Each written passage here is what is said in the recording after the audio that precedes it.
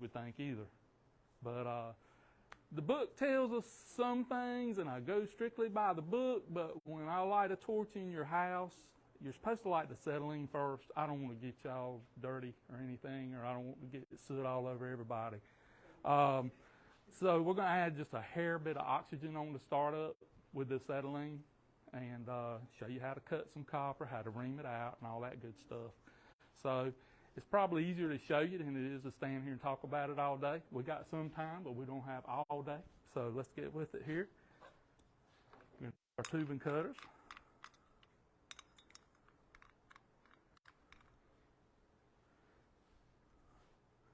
You don't want to get them down too tight because you mess up the copper. You'll kill the part that's round. It'll actually square it off, and it's hard to cut. So you just turn them a little at a time.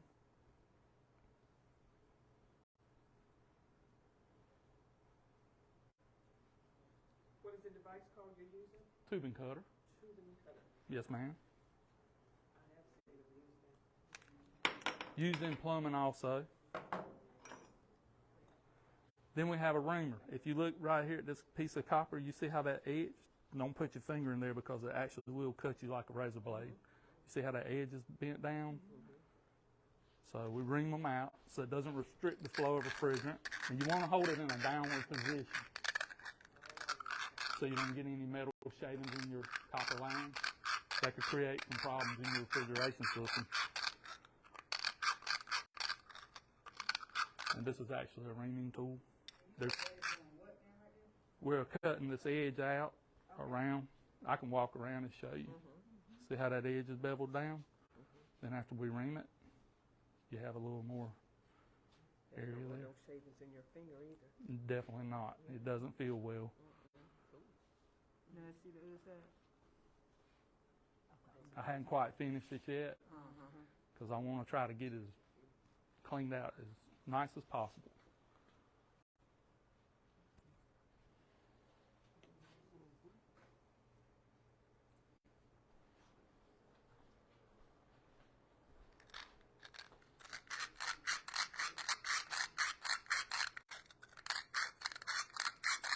And the reason I add a little bit of oxygen, it's not to keep everybody from getting dirty, but if you really think about it, a lot of times when we go in and we're repairing units or installing them, you have nice furniture in your house, carpet, and some work actually has to be done in the house itself.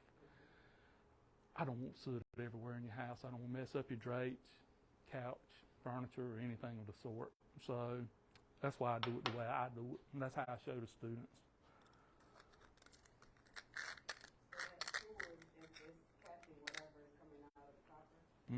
It'll catch it down in here, and sometimes you'll get it on the table or whatever. Just watch your hands. You don't want to get a slither in your finger. So you still have gloves with that? Yes. I'm going to let y'all wear gloves. My hands are tough. I've been doing it for so many years.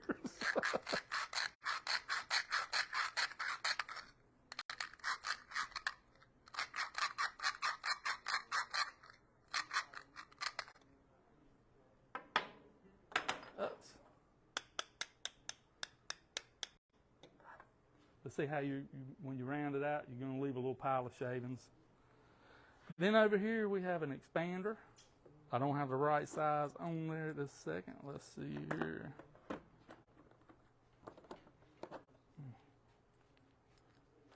We have couplings that we can join this together with. It actually slides over here. Then I put two pieces of pipe together. But instead of having to purchase a bunch of these couplings all the time, and then I have one less joint I have to braze, I can expand it.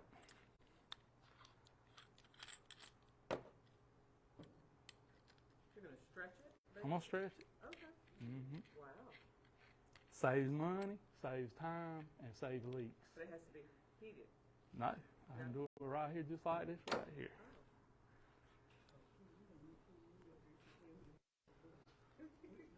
Just squeeze it right in. I see it stretching. So it actually makes, like this is supposed to slide over here. Some of this copper's not exactly round. I can make it fit. We just have to clean it up a little bit. But instead of having this and joining the pipe on this side with this side, I can simply just take this and whoop, slide it right in there, seal that joint. I just have one to seal at that point in time. The next thing we need to know is it's very important to clean the copper.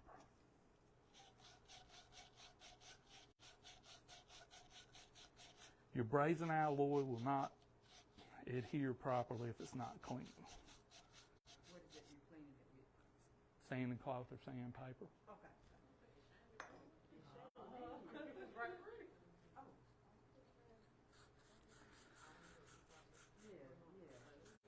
You're supposed to, while you're brazing, to keep oxidation from forming inside the pipe, and I'll show you on the outside of the pipe.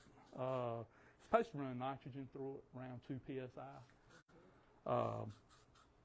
If you don't, it's like a grayish, blackish flake that'll build up. It's actually oxidation, and if it builds up on the outside, it'll build up on the inside as well and stop your metering devices up. Different things of the sort. It'll actually kind of damage your refrigeration system. Stop up your filter dryers. It'll stop up like your filter dryer and metering device. Some of the metering devices have very tiny holes in them. Like this is inside of a fixed metering device. So if I get a bunch of trash in there, I don't have a whole lot of room for my refrigerant to flow right through the center, see? It actually happened to mine, and the HVAC person had to come clean it out. I've run into it several times in the past. But this fits together. I know that one person. Go to. Then when we set our torches up, first thing we have to do, if y'all want to walk over here, you can.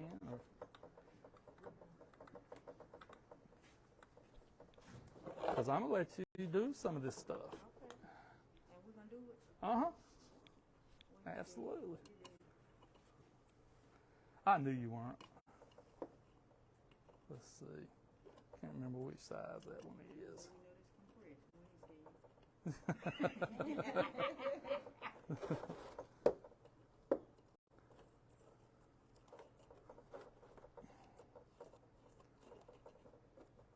A lot of people in the industry use 5 and 5. I use 5 and 10 because I found a medium point that works for me very well, whether I'm using small or brazing small lines or large lines.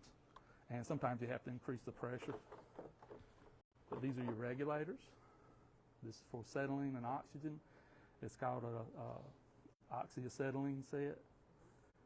You can hear your gases come out. The red side is your acetylene. Green side's the oxygen. So I like to see them set on 5 to 7. That one's a little on the high side. So let's go back to 5. And you adjust your regulators to increase your pressure. You turn it in. To decrease it, you back it out. So see how it's kind of right there on the 5 mark on this gauge? I'm just bleeding a little bit through. I can show you right. See how it's got the 5, 10? Put it right on 5. And over here on the oxygen, it's the same thing.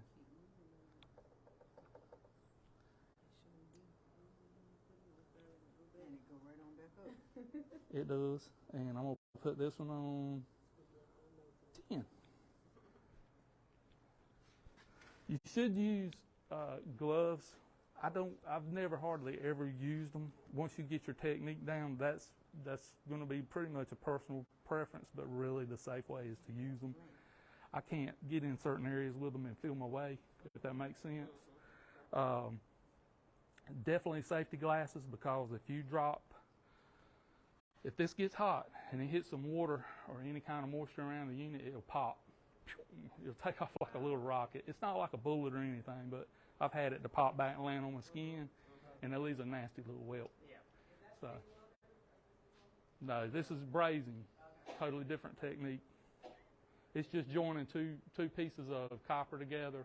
You can do copper to steel, copper to aluminum, depends on the different rods.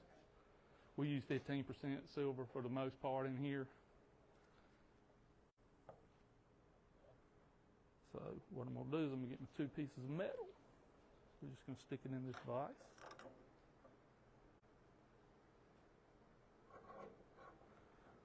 But I would highly, starting out, recommend wearing the gloves. So that's why I got them on the table. So, and then a lot of people, when they start their torches, really you're supposed to start them acetylene first and add your oxygen. But if I'm in your house, I'll show you something here. We maybe, y'all stay over this way, and I'll show you something here. See how it throws the soot up in the air? So what I do is I add just a hair bit of oxygen. Then it's going to fire off blue. And the soot that you're seeing is what we did a few minutes ago.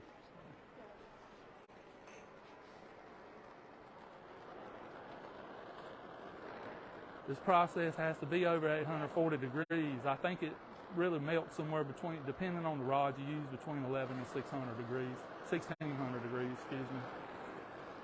What you want to do on this, it's not like melting two pieces of metal together. Like I said, it's a filler metal.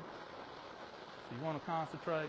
We're going to use the 3/8 for you, the smaller. It's easier to braise.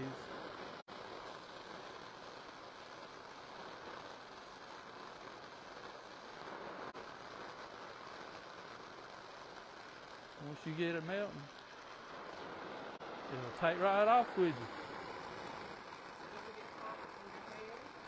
This doesn't, but you definitely don't want to touch the copper afterwards, that's for sure.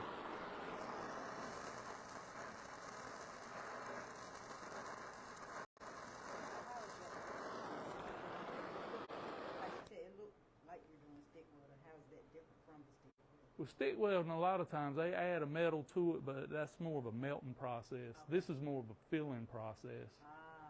It bonds the two pieces of metal together. Right. Right. And it bonds right to the like materials.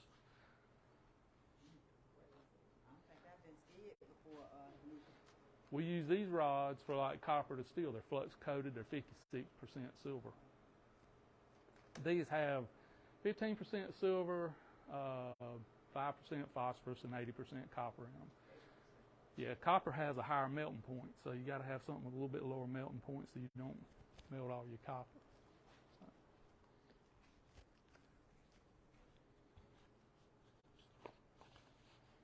I'm going to borrow one of these gloves because it is hot, hot, hot. Don't touch it, but you can kind of see how it seals around that joint that we created. And what you do is when you heat up this side, it pulls that brazing alloy in that joint. Okay. So how would you know if it's leaking? I'm going to use a nitrogen leak test. Okay. Just like I'm going to run nitrogen through it. And this is what I wanted to show you too. We were talking about that earlier. See the flake? What's this? That gets on the inside of the pipe as well as what's on the outside, and that's why we run nitrogen through it. I'm not going to do the nitrogen today. I'll let you work on just the brazing technique. That's what we do in class anyway. I'll let them practice. Practice makes perfect. Then when we actually do some systems, we use the right procedures. But that stuff will build up inside and stop the system up if you're not careful. Create some headaches. We walk around since we got other people here too. You won't get it from this. It is. Don't touch it, but see how it's sealed. See how it's sealed. Nothing can get in or out. Well, you don't want your Freon leaking because the changes they're getting ready to make in the industry is very, very interesting. I'm getting ready to certify in a new type. You said very interesting.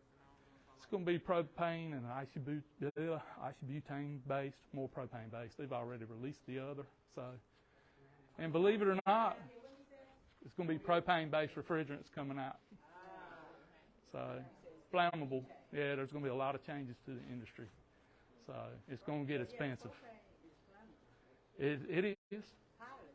Highly, yeah. The mixtures they claim are not, but a lot of it's going to be how you transport it, how you store it, different things of the sort. Ma'am? Why are they making a change to more flammable? EPA regulations. Supposed to have low, global warming. Well, less ozone depletion and lower global warming potential.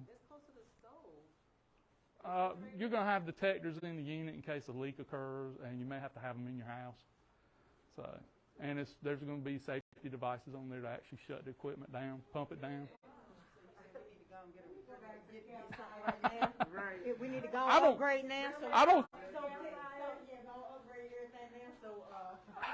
I was kind of iffy and andy about it when I first saw it, but with the mixtures and everything, we've seen a couple little things on video. I'm not going to get into that one. I don't want to scare anybody.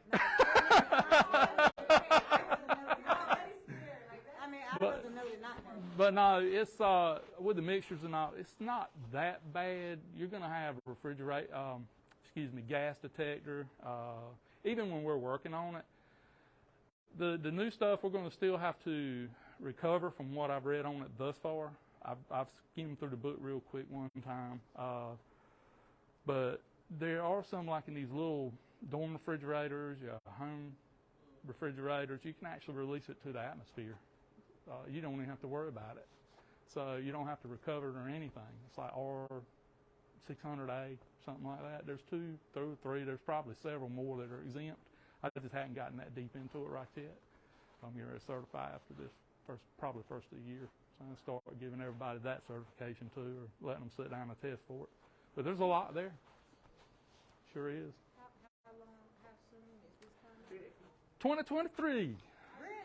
Yeah, So I've heard carriers are going to release it in 2023, and I've talked to several of the parts houses or suppliers, and they're saying 2025.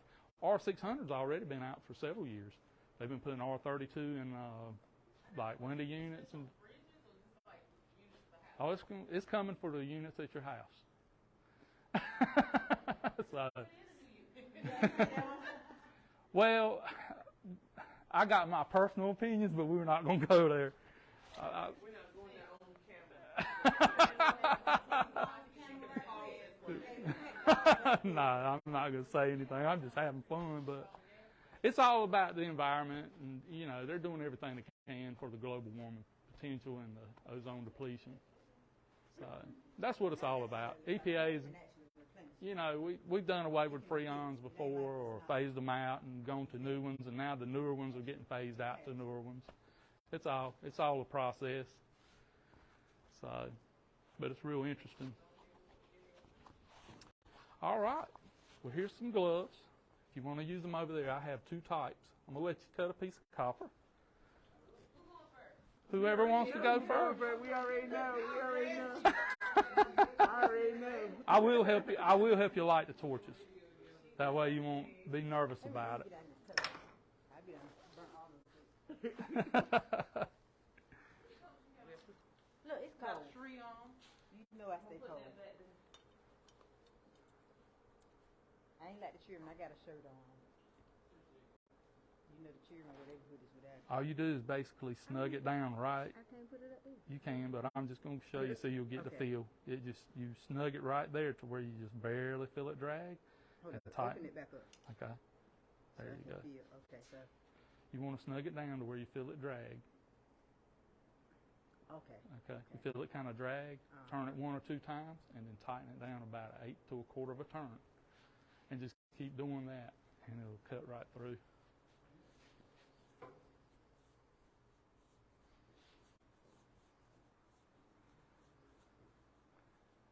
Well, we have seen a couple guys on the video, though. It's kind of interesting because something's.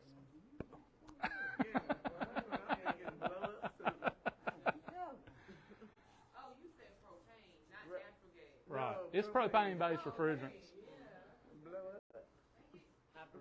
Natural and propane are both very highly flammable, though. But it's all in the mixture. I don't think they're going to. You are. You just have to tighten it down a little. Like, I'll show you.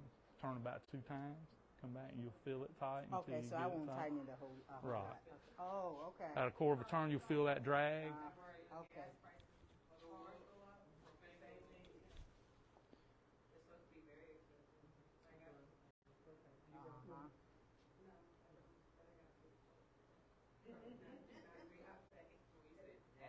okay. It's loose as you cut it. It's loose. Okay. Mm-hmm. But this program's like 50 million trades wrapped up into one, it seems like, because you have to be an electrician, you have to know how to diagnose electrical issues, you have to be a refrigeration person, mechanic, change motors. I mean, the list goes on and on.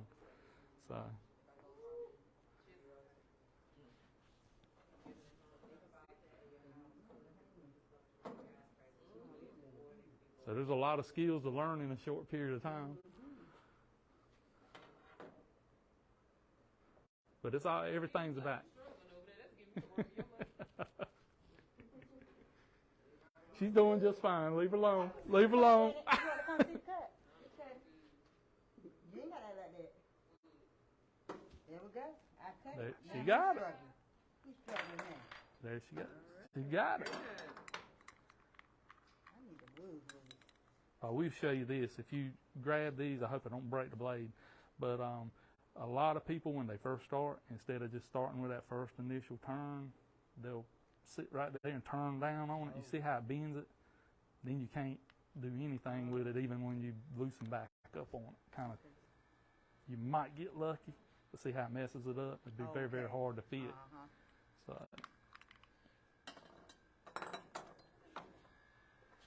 what you doing now? Okay, you'll have to ream it out. You want to hold it down whenever you do whichever side. That way you don't get any of this inside of your line sets or repair joints or anything of the sort.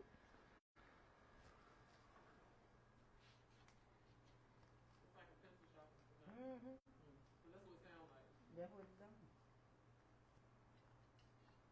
And how you know when you finish? Pick it up, look in it, see how it cut that little edge off. You're going to have to really put a little more pressure on it, probably. It's a deburr tool / reamer. Depends on what region you're in, I guess. I've always called a reaming tool, but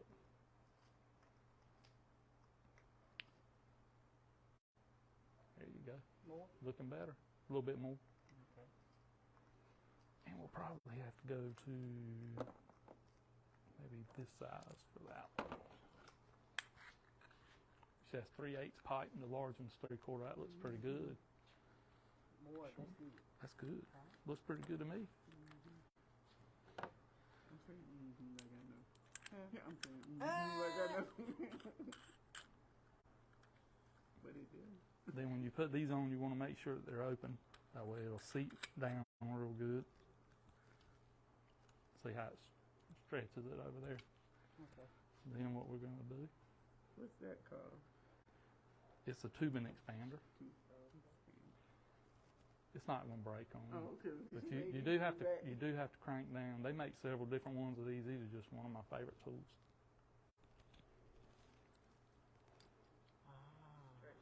So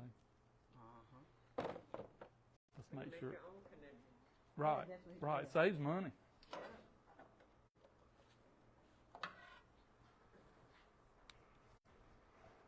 That one's a little worn out, but it will go.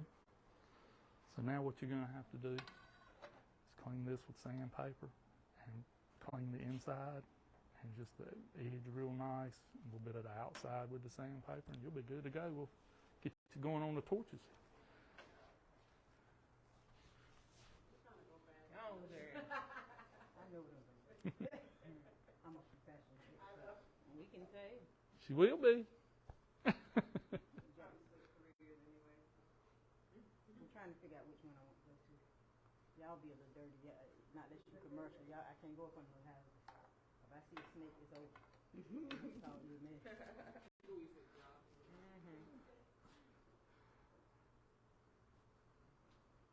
Well, it's a good thing you weren't with me the other day fishing, because you'd have flipped out. I went to get a bait I had hung over a log, and I pulled up there, and I didn't see that big old snake sitting up there.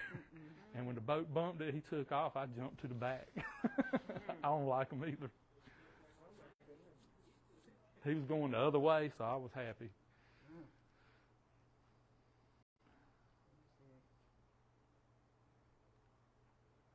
I had a friend, he got on the vapor barrier in her house, and there was a little den of copperheads. A den. Oh no. They were moving under, and Oh my God. he hit his head on every rafter coming out from under the house. Boom, boom, boom, boom. They would have just found me there. Den. Copperheads. Den of snakes. They were up under. They were up under the vapor barrier. They had den down. Right. They could have had the house. That's where they try to get you for the winter. All right. And you just take and fit it. That's good. You just take and fit it together. Yeah, they like to go under the house to stay for the winter. All right, now we're ready.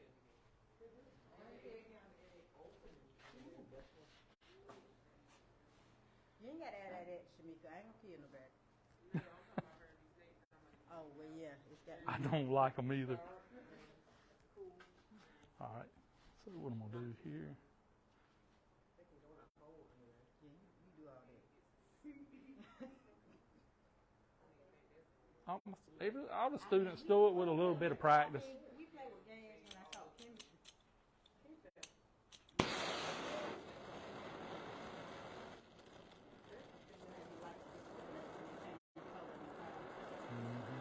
You can actually use goggles, but like the ones like the welders use a little bit. They're not quite as dark, but see better without them.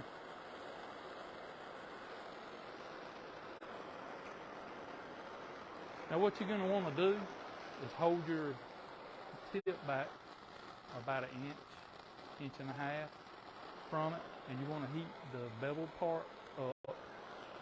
And then when you start seeing it change color, start applying your rod in that joint. And I may, yeah, if you don't mind, if you're getting in a bind, I might grab your wrist and help you move your wrist around or something. So when the height changes. Here. You want to go and get your heat on there. I'll move it back. Yeah. You'll know when it starts. See how it starts melting? There you go. It's starting to turn red, so you want to back the heat off. But go ahead and run your rod on around it. Just use the end of it. Like writing with a pencil almost.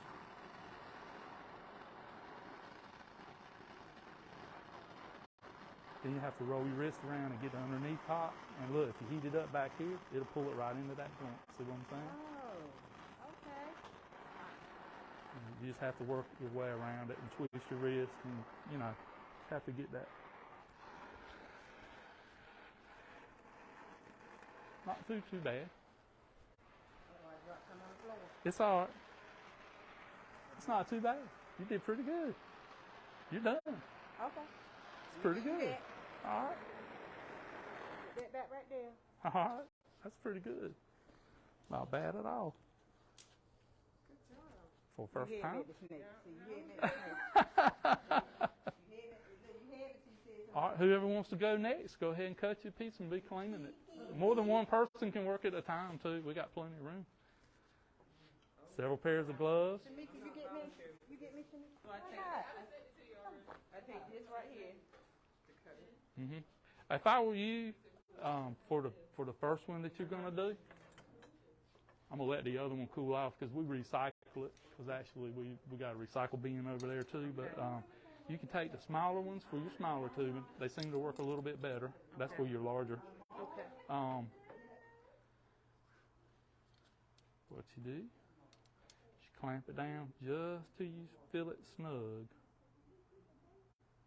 Okay, then you just till it tightens up pretty good and go ahead and make a turn. And then as it loosens up, you snug it down again and just keep turning it in that matter. She got this. She does. So I'm turning it, just turning this around. You got to tighten it up after about 2 turns. You come back and hit this on top. And you'll feel where it's loose. And then as it gets really, really tightly snug, turn it a couple more times. As it's cutting into it, it loosens Right. up. Yes, ma'am.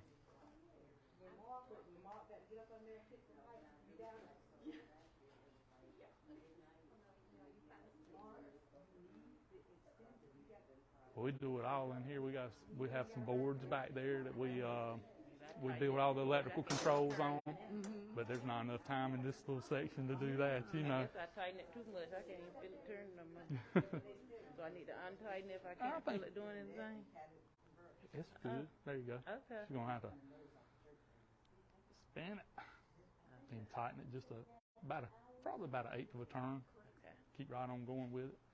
Okay. I think It'll do the cutting for you. A lot of people rush it. It takes a little bit of time. I think I used too much strength a while ago and tightened it. Then I couldn't even turn it.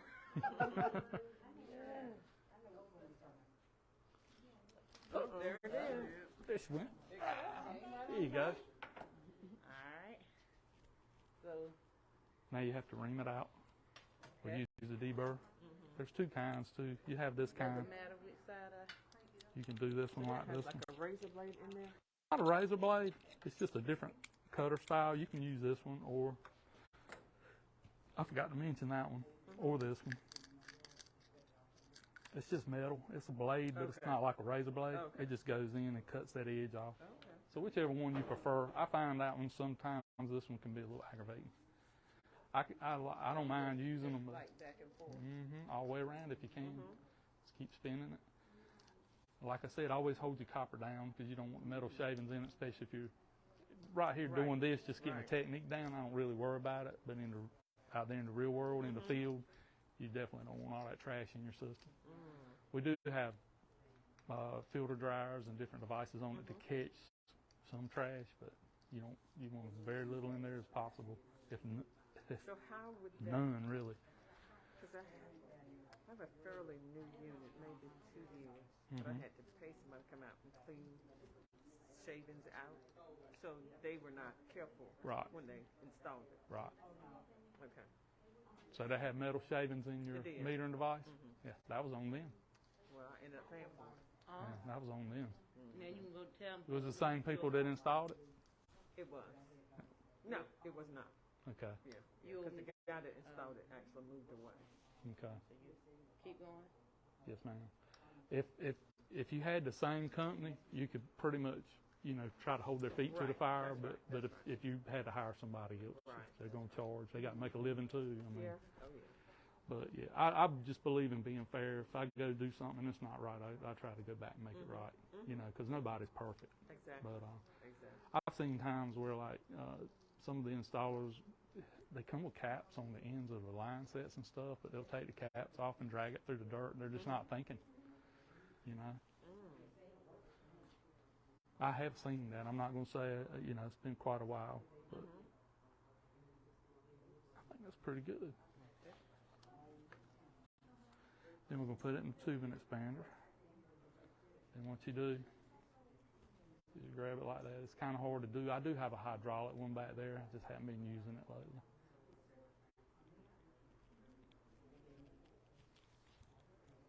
Get it to expand. Then we're going to make sure that it fits.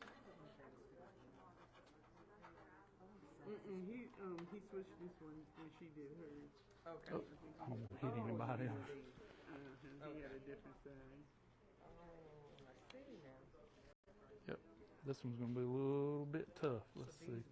So sometimes what we can do. Every size of pipe that you. Yes, ma'am. Okay. This one's a little on the worn out side. I got to get some more dies for it, but if I can get this in there, what I'll do is I'll just tweak it just a little bit to expand it a hair a bit more. See, that's relatively kind of loose there, so I did a little bit too much. It'll still seal. So what you're going to want to do is kind of clean the inside of this, that edge right there, maybe a little bit of that outer edge, and this right here. With the wire. There you go.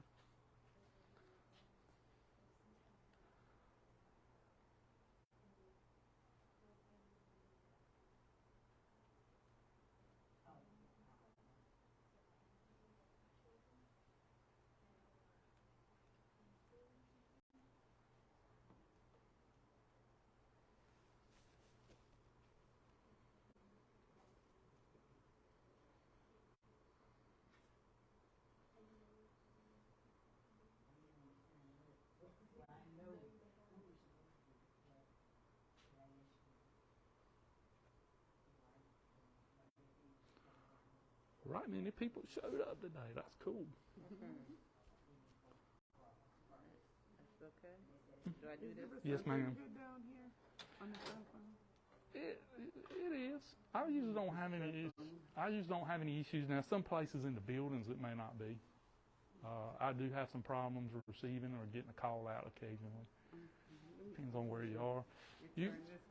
A lot of times you can step out there, and then if you got to step outside, there is. If you go through, you see the door down there on the left that's open.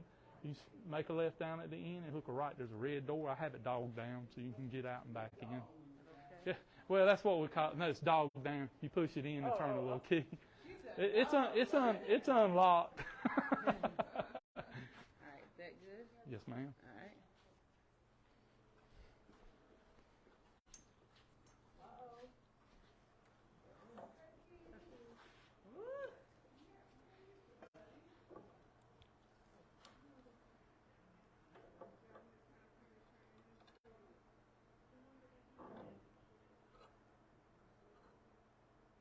See if we can push that on up there so tighten it up a little bit better.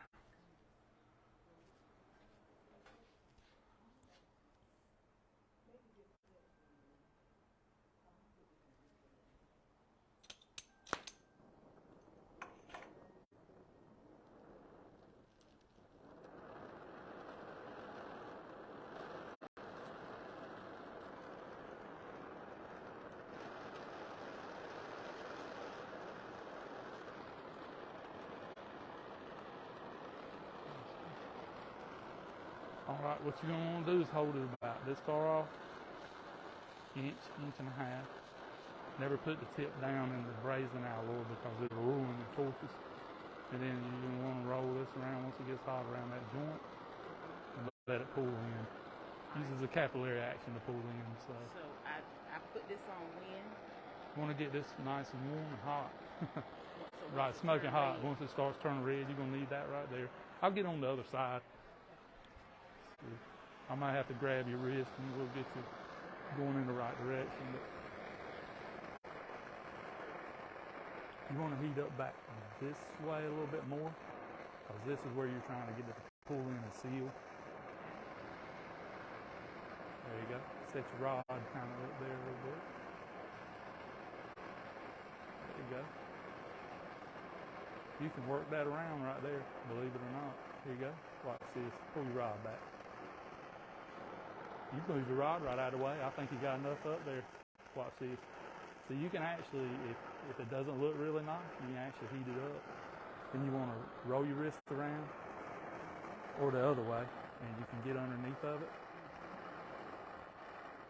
And that probably looks pretty good. Not bad at all. All right.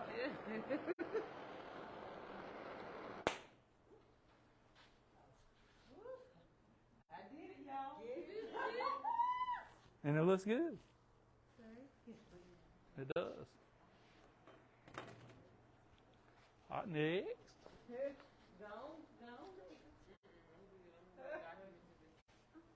Get out of your way. Yes, ma'am. Display all the stuff that I did. So Yes, ma'am. We can do that. Not a problem. She said she think we're out of time. Are we out of time already? Good gracious. I was just getting started, having fun. very much so. We all have fun. You taking yours, Keith? Yeah. We got to let Set up a I'll display. cool it down. You're not really supposed to put water in the refrigeration system, but I'll let you have that and we'll cool it down right quick. So, How long does it take to cool it down? maybe 5 to 10 minutes or so. Depends on how long you have the torches on it, how hot it is. And if you're working like on a filter dryer and it's more steel with a copper end on it, now when that heat transfers to that steel, it takes a right good while for that to cool down. So Look, well, didn't it melt like butter, girl, once you got it up there? I'm like, whoa. What's the worst injury you've had? worst injury, be perfectly honest, I was over at a school system where I used to work. I wasn't there but about a week. I was working off of a guy's truck till I got my own truck. His equipment wasn't the best in the world, and I'm not going to say who, what, or where because I'm not trying to incriminate anybody.